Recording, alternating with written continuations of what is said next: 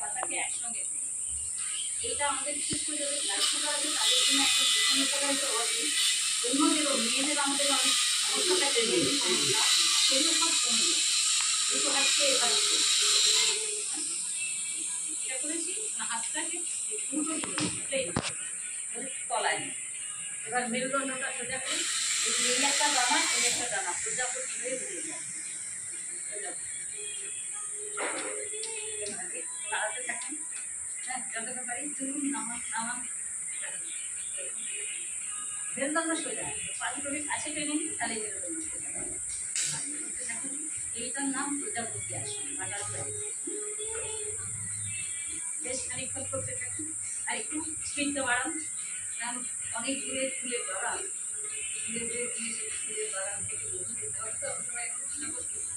আর মুখে একটু হাসতে হবে, প্রজাপতি দিয়ে ভালো দেখায় না।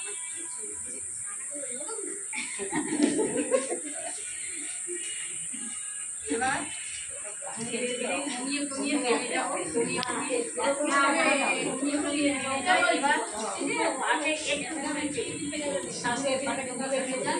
আর ওই শ্বাসটা ছাড়তে ছাড়তে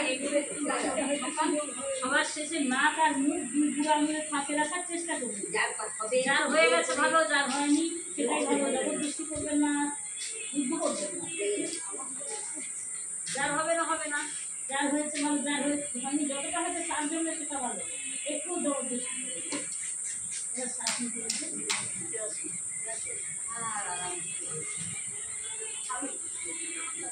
আর একটাই আসন করবো,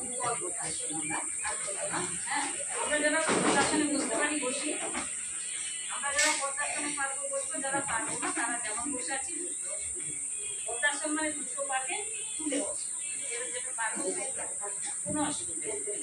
যে পারবেন না একটু টানা হিচড়া করবেন না, নিজের শরীর যতটা করবেন।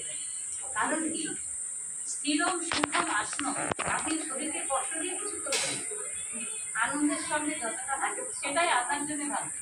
আপনি পারবেন না 100 কেজি ডাম্বেল আপনাকে দোলানো হবে, সেটা নয়। বোঝা যাচ্ছে যেটুকু শরীর দেবে, সবার শরীর সমান নয়। ওই বাচ্চাটা যা পারবে আমরা তার নাও পারবে, ওদের শরীর ফ্লেক্সিবল।